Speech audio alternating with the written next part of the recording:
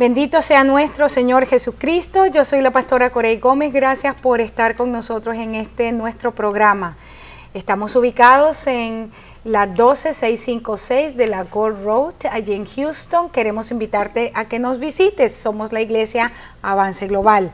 Gracias nuevamente por sintonizarnos en este día. Tenemos un programa excelente, un programa que hoy va a estar realmente, la palabra que Dios nos ha entregado para este día, va a ser un programa de muchísima bendición para ti.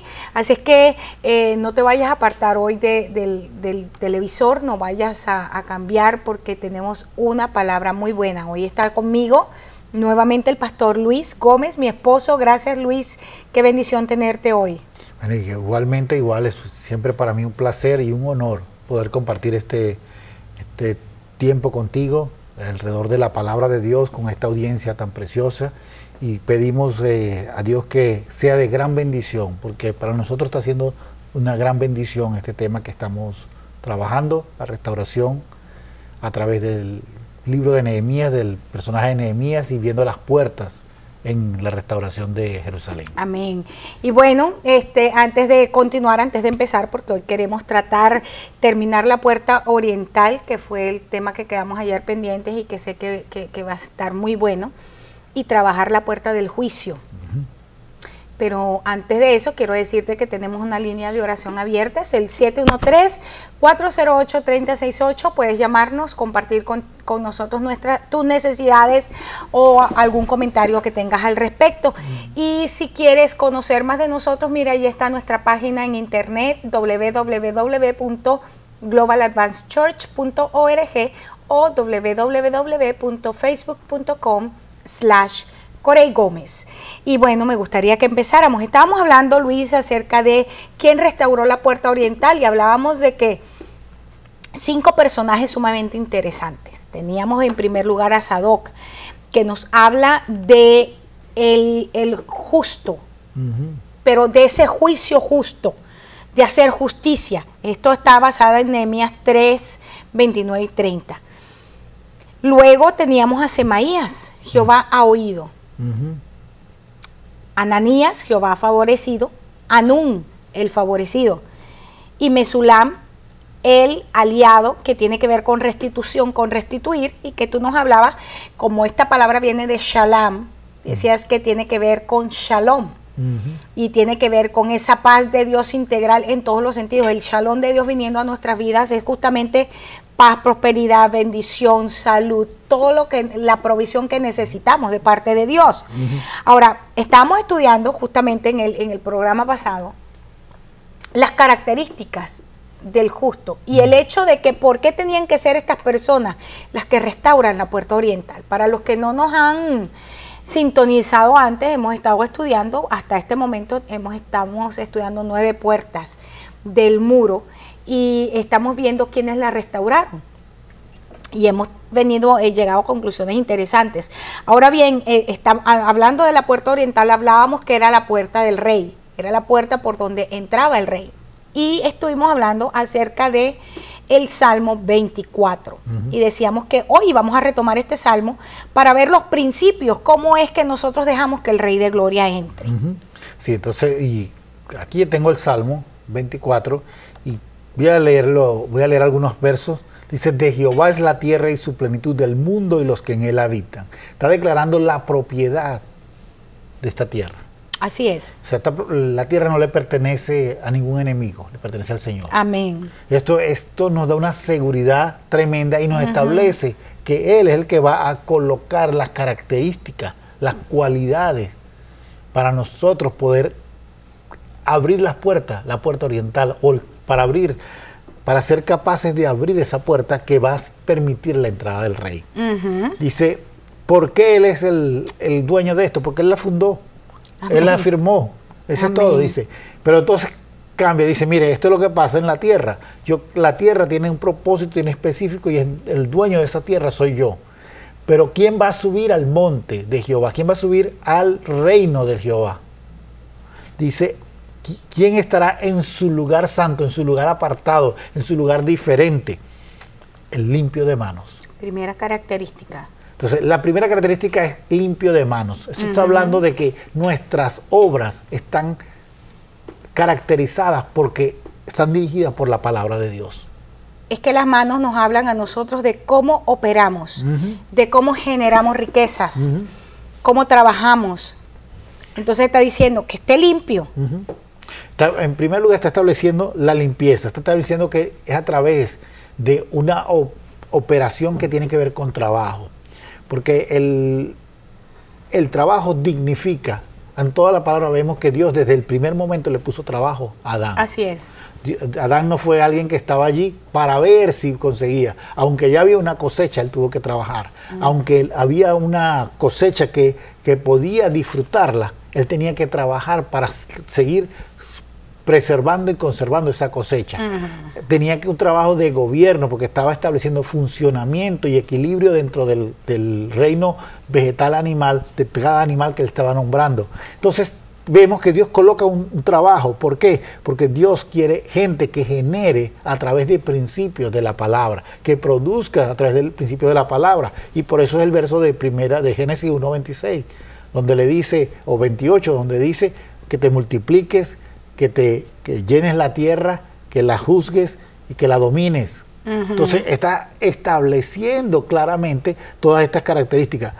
Por eso cuando Dios está diciendo limpio de manos, que sus manos van a operar y van a funcionar adecuadamente basado en los principios de la palabra de Dios. Ahora, aquí hay 4 características excelentes como lo estás diciendo, y la importancia es de mirarlas es porque esta es la persona que va a hacer que el Rey de Gloria entre. Exacto. Y entonces luego, además de que mi manera de operar no se queda solamente ahí, sino que, porque mucha gente puede decir, bueno, es que yo soy una persona honrada en mi forma de trabajo, pero ¿qué tal tu corazón? Por eso dice, y el puro de corazón, tiene que ver con ¿qué? Con nuestras motivaciones. ¿Qué es lo que está en el corazón? ¿Qué es lo que hemos permitido entrar a nuestro corazón? Tiene que ver con mi pensamiento. Tiene que ver con esas cosas que nadie sabe, que solo yo sé. Sí, déjame agregar esta palabra. Tiene que ser íntegro. Íntegro, exactamente.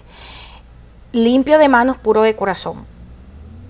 Pero no se queda entonces solamente con eso, con los motivos, porque no es tu sistema de pensamiento, tus motivaciones, tus deseos. Pero no has elevado tu alma a cosas vanas. Esta frase a mí me pega. Es muy fuerte. Sí, porque después cuando leemos Eclesiastés, que es quizás este libro tan complicado, tiene cosas tan complejas de explicar, dice vanidad de vanidades, todo es vanidad. Entonces nos complica aquí porque dice, ¿quién no ha elevado su alma a cosas vanas? ¿Quién no lo ha hecho? Cuando muchas veces nosotros estamos deseando cosas que realmente no son relevantes ni tienen ninguna importancia, pero el corazón nuestro sigue deseando ese tipo de cosas. Como dice el Señor a través del profeta Isaías, porque gastan el dinero en lo que no es comida, ¿no? Y luego entonces dice, vengan y compren de mí sin dinero. Vengan y compren, vengan y coman sin dinero. Y esto es fuerte, Luis, porque en un sistema, nosotros estamos en un sistema tan materializado, tan metalizado, que de hecho, si antes podíamos decir que fuera de la iglesia era tú vales lo que tienes en el bolsillo, eso es algún valor que se ha trasladado a la iglesia, tristemente. ¿Quién es el pastor que más habla? ¿O quién es el pastor cuya palabra pesa más? El que más tiene en el bolsillo, porque se traduce en tamaño, se traduce en edificios. Y esto es triste. ¿Por qué? Porque nosotros hemos cambiado el sistema del reino por el sistema mundanal. Sí, y habla de lo que hablábamos. Este texto habla de una prioridad clave dentro de la iglesia. Es la presencia. Si una iglesia no tiene la presencia de Dios, no tiene el valor de Dios. Y lo decías en el programa pasado. Entonces, esto está aquí hablando, dice cómo traemos la presencia, no elevando nuestra alma a cosas vanas. ¿Y cómo lo hacemos? Me gusta, porque está diciendo, tienes que empezar desde un momento dado a decidir no elevar tu alma a cosas vanas para que esto sea una realidad en tu vida y para que se dé el cuarto paso, la cuarta característica, ni jurado con engaño. ¿Qué establece esto? Dice, los jueces o testigos que deciden dar un testimonio, aunque es engañoso. Aunque es engañoso. Entonces tenemos que tener 4 cosas clave para ser íntegros, para ser gente de integridad. Y dice que esta persona que tiene estas 4 características es el que va a recibir la bendición de Jehová y la justicia del Dios de salvación.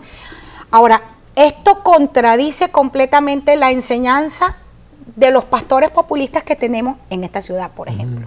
Porque nosotros estamos en la meca de la iglesia. La meca de la iglesia es Houston.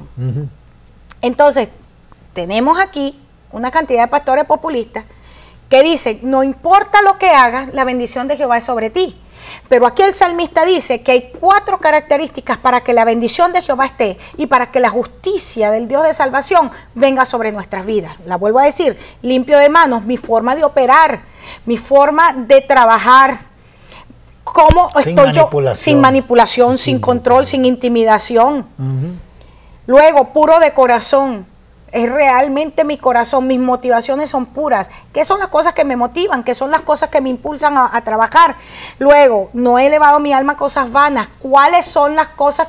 Volvemos a las motivaciones, porque fíjate, Luis, ¿cuál es la razón por la que queremos iglesias grandes? Estamos hablando como pastores. Y que tú y yo nos tuvimos que hacer en un momento de nuestra vida, nosotros nos tuvimos que enfrentar a esa pregunta. Y nos dijimos, y nos hicimos la pregunta, ¿qué es lo que nos motiva a querer una iglesia grande? Y fue triste cuando nos tuvimos que enfrentar con la respuesta. Eso se llama estatus. Y no me vengan a mí los pastores, pues nosotros somos pastores hace un montón de años, 20 años pastoreando. Entonces, cuando nosotros nos enfrentamos con eso y cuando tuvimos que enfrentar el hecho de la iniquidad en nuestro corazón, nos dimos cuenta, Señor, verdaderamente, ¿por qué estamos cambiando las cosas? ¿Qué queremos? ¿Revelación, presencia, palabra fresca o queremos estatus? Sí, hay un pasaje que muy pocas veces se utiliza en ese aspecto, pero es necesario verlo. Dice Juan 12:32, dice, y si Jesucristo fuera levantado de la tierra, a todos atraerá a sí mismo. Ahí es Jesús hablando de sí mismo. Entonces, cuando leemos ese pasaje, siempre lo aplicamos a la muerte de Jesucristo, porque tiene que ver con esto. Pero también tiene que ver con la iglesia. La iglesia hemos querido atraer, usando las metodologías del mundo, la mercadotecnia del mundo, nos buscamos gente que nos haga un estudio de cómo influenciar a cierto grupo social dentro de la ciudad, y traemos lo que el consejero de mercadotecnia nos dice cómo hacerlo para crear el estatus que queremos, pero realmente no estamos trayendo al Rey de Gloria, no estamos recibiendo la bendición de Jehová ni la justicia del Dios de salvación. Fíjate que esto tiene que ver mucho con lo que dice Jesucristo en Mateo 6:33, busca primeramente el reino de Dios y su justicia, y todas las demás cosas serán añadidas. Si vemos, es la misma cosa, él recibirá bendición de Jehová y la justicia del Dios de tal generación. Tal es la generación de los que le buscan, de los que buscan tu rostro, oh Dios de Jacob. Esa generación, por eso entonces les dice, alzad, oh puertas, vuestras cabezas, y alzaos vosotras, puertas eternas, y entrará el Rey de Gloria. Como lo dice Apocalipsis, he aquí, yo estoy a la puerta y llamo. Si alguno abre la puerta. Estos que están aquí. Si alguno de estos que está aquí abre la puerta, yo voy a entrar.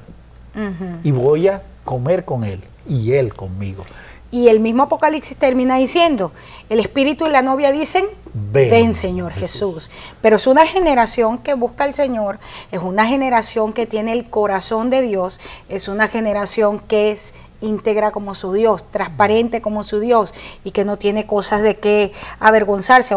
Ahora, si terminamos aquí, en el capítulo 24 de Salmos, me gustan las preguntas que se repiten en 2 versos. ¿Quién es el Rey de Gloria?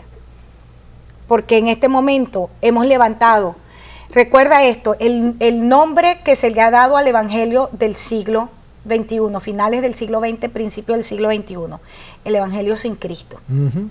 Y veía, yo leía algunos artículos, Luis, en internet sobre este fenómeno, el Evangelio sin Cristo. Increíble, porque ahí hacen un estudio y colocan quiénes son los mayores exponentes del Evangelio sin Cristo en este tiempo, y te quedas sorprendido, te quedas sorprendido, y es cuando tú dices, bueno, ¿por qué si la misma gente del mundo está diciendo que los mayores exponentes del Evangelio sin Cristo son estas personas, y nosotros seguimos adorando, no, bueno, nosotros por decir, por no hacerlo exclusive, pero para nada, ¿no? Y entonces tenemos una manifestación cuando gente llamándose pastores o gente hablando, diciendo que en nombre de la iglesia, pero ¿de qué iglesia? Porque que yo sepa, nosotros pertenecemos a la iglesia que tiene como cabeza a Cristo. Y yo no acepto, ni como miembro del cuerpo de Cristo, ni como ministro del cuerpo de Cristo, no puedo aceptar más que personas que no predican el Evangelio de Jesucristo se sigan llamando pastores o que sigan llamándose representantes de la iglesia en la ciudad. Por supuesto, y esto es lo que tenemos que entender, que aquí está determinando quién es este Rey de Gloria. Jehová de los ejércitos, Él es el Rey de la gloria. Amén. Entonces, no es llenar una iglesia con 10,000 personas.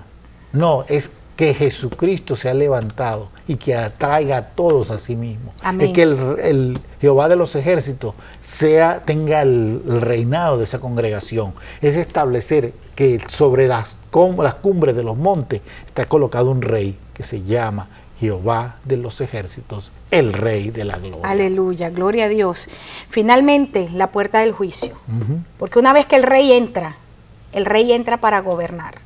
El rey entra para juzgar. Y esta es la 10ª puerta en el libro de Nehemías, capítulo 3, verso 31. Dice que él la restauró Malquías. Ahora fíjate esto, me gusta porque es Malquías, hijo del platero. Hijo del que trabaja con la plata. Él la restauró, lo hizo hasta enfrente de la puerta del juicio. Ese es Nehemías 3:31. Pero la palabra Malquías es bien interesante porque significa un rey que ha sido nombrado por Jehová. Es un liderazgo que ha sido designado por Dios.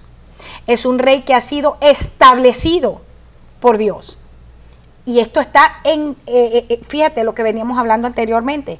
Si el mismo mundo está reconociendo que hay, y de hecho es tema de estudio en la universidad en este momento, cuando se estudia religión, si hay un liderazgo en la iglesia que está predicando un evangelio sin Cristo, el evangelio sin Cristo, es porque es un liderazgo que se autonombró, porque nosotros somos embajadores de un rey.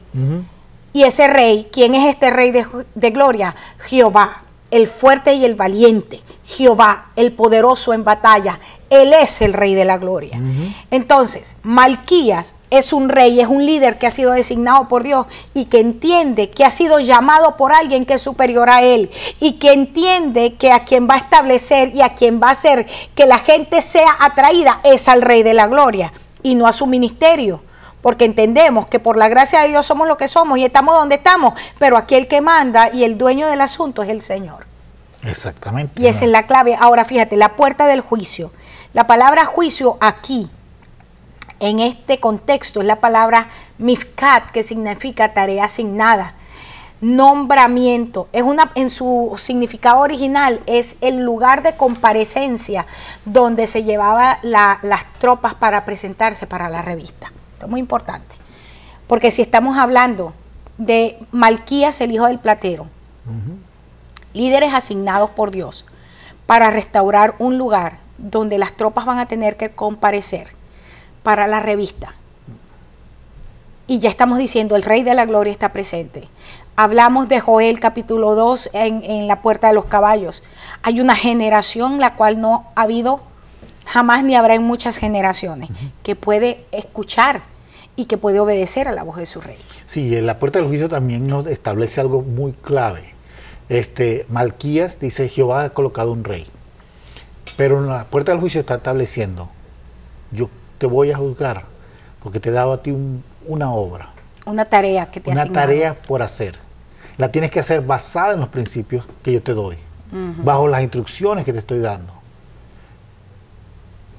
Saúl, el caso aquí clave es Saúl. Saúl recibió una tarea de parte de Dios. Era muy sencilla, espera hasta que llegue el profeta para ofrecer el sacrificio. Él no pudo esperar. No quiso esperar. Entonces, ¿qué estamos haciendo nosotros? Cuidado de no estar haciendo la obra de Dios en la forma de Dios. Porque es lo que a mucha gente no está entendiendo. La forma en que Dios quiere que se haga la obra de Él es en la forma que Él establece, no en la forma que nosotros queremos. Algunas compañías motivan a la gente a tener cierta iniciativa, pero son muy pocas las que son exitosas. ¿Qué son las compañías exitosas? Aquellas que tienen un procedimiento al cual apegarse, y si nos apegamos a ese procedimiento, esta compañía dice, yo tengo tales certificaciones que me hacen entender que yo estoy haciendo las cosas bien hechas. Y esa certificación, si voy a cambiarlo, tengo que pasar por un proceso para que ese cambio se dé. En cambio, en la iglesia, nosotros decidimos asumir cualquier cosa que el mundo está planteando como verdadera y decir, la voy a hacer. Pero Dios está diciendo, yo te voy a juzgar si hiciste tu obra adecuadamente. Porque la palabra que está estableciendo, Mica está diciendo, tienes una tarea asignada y el juicio viene de acuerdo a esa tarea. Es lo mismo que dice la palabra cuando porque mucha gente, vuelvo a mencionar, y esto fue un artículo que escribí, cuando hablaba de qué significa juzgar. Es un problema serio que tiene el pueblo en este momento, que no sabe. Y entonces dice, pero es que el Señor no nos llama a juzgar. Claro que nos llama a juzgar. El apóstol Pablo dice que nosotros vamos a juzgar el mundo. Y dice, de hecho, tú no tienes que ser juzgado, sino que tú tienes que juzgar. ¿Por qué? Porque mi palabra, mi conducta juzga. Ahora, ¿fundado en qué? Cuando el Señor dice, yo no te juzgo, yo no te condeno. ¿Pero qué es lo que nos condena? Cuando dice, el que cree no es condenado, pero el que no cree, ¿qué le pasa? Ya ha sido condenado. Es decir, ya el juicio fue establecido y se te dio la sentencia. Ya tú estás condenado cuando no crees, porque no has creído ¿a qué? A la palabra. Tú no has creído en la persona de Cristo, que es la palabra. Entonces, ¿qué es lo que nos juzga y qué es lo que nos condena? Es la palabra. Entonces, cuando está hablando aquí de Malquías, que está hablando acerca de un nombramiento o de una asignación, está hablando, hay una palabra que ha salido de parte de Dios y ha designado, te ha entregado un destino, te ha entregado un rol. Y aquí es donde está el problema de mucha gente, cuando no cumple su destino, su propósito profético. No cumple su tarea, su asignación en Dios, y esto es lo que va a hacer que sea juzgado. Porque tú lo has dicho, lo dijiste magistralmente, y creo que es clave en este tiempo. Hermano, líder, tú que estás allí, hay que levantar la puerta del juicio, hay que restaurar la puerta del juicio. Pero ¿cómo lo vamos a hacer? Haciendo el trabajo que Dios nos ha encomendado bajo los principios de Dios. Amén. Bajo el esquema de Dios, como Dios lo establece, como Dios ha decidido que lo hagamos. Ser parte de la restauración de lo que Dios quiere hacer en este tiempo para la iglesia de Jesucristo es algo clave, es algo necesario. ¿Por qué? Porque la obra de Dios se va a cumplir. Muchos movimientos se han levantado durante toda la historia, han querido venir en contra de la iglesia, en contra de la Biblia, en contra de lo que Dios ha establecido, pero todos ellos han caído. Y los movimientos que hay hoy en día van a caer. ¿Por qué? Porque eso no depende de mí o no depende de ningún líder, depende de Dios. Así es. Y Dios ha establecido que Él es el ganador y Él va a ser el ganador.